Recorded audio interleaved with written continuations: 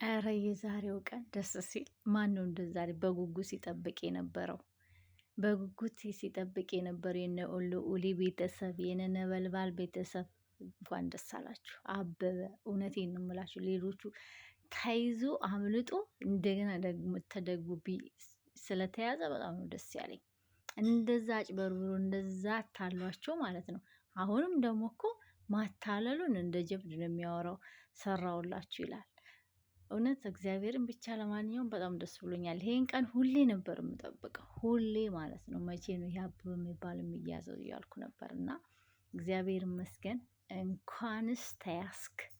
ስለማታውቃቸው ነው ጀግኖቻችንን። እንደናንተ አይነቱ ነው ጀግኖቻችንን ዝቅ አገርን መሸጥ።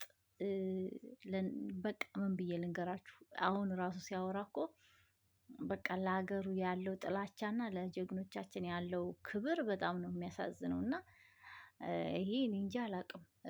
ተባብረው ሉሌም ነበልባልም ፊቱ እንዲታይ መለቀቅ አለበት። ይሄ ነገም የሚመለስ አይደለም። ነገም ከእንደዛ አይነት ወንጀል የሚመለስ አይደለም። ምክንያቱም ታያችሁት በጣም እየጎረረ ነው የሚያወራው። በጣም በቃ ስለማታውቁኝ ነው አለ። እንደውም ሳልዘጋጅ ነው የመጣችሁት አለ። እንግዲህ ቢዘጋጅ ኑሮ ይተኩስ ነበር ማለት ነው። እና ልዑሌ እውነቴን ነው እግዚአብሔርን በሲስተም እንግዲህ እጅ አስገብተዋል። እግዚአብሔር ይመስገን። እንኳን ደስ አለ ለማለት እወዳለሁ። ግን በጣም በጣም ለማሳሳት በጣም ልዑሌ እኔ እንጃ አላቅም። የሚያደርገው ድርጊት በጣም ያሳዝናል። ብቻ ለማንኛውም አሁንም እንደምንም ብሎ እንዳወራው እንዳይለቁት ነው ፈለው። ቢለቁትም እንኳን ፊቱ ታይቶ ቢለቀቅ ደስ ይላል። መልቀቅ እንደዛ አይነቱን ሰው መልቀቅ። ለምን ነገ ትምህርት የሚወስድ ስላልሆነ ማለት ነው። ነገ የሚማር ሰው አይደለም። ከንግግሩ እንደተረዳ ነው በጣም ነው የሚጎርረው። መስራት ነው ያለብን ምናምን ነው የሚለው።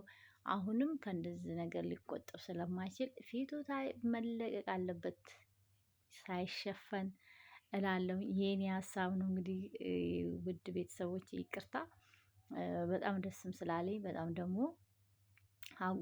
ጉራው ምናምን በጣም ነው የሚያሳዝነው። ለጀግኖቻችን ያለው ንቀት ምናምን ለሀገሪቷ ላይ በቃ ያለው ፍቅር በጣም ነው የሚያሳዝነው። እና እንደዚህ አይነት ሰው ዝም ተብሎ መታለፍ የለበትም።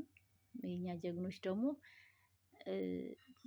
እነሱ እንዳይጎዱ እነሱ ወደፊት ይማራሉ ብለው ሲያስቡላቸው እንደ ሞኝ እየቆጠሩ ስለሆነ መቀጣጫ እንዲሆን እንደውም ፌቱ ቢለቀቅ ለሌሎቹ መቀጣጫ ይሆናል ብዬ አስባለሁ። በተረፈ ውድ ቤተሰቦቼ ለሁላችሁም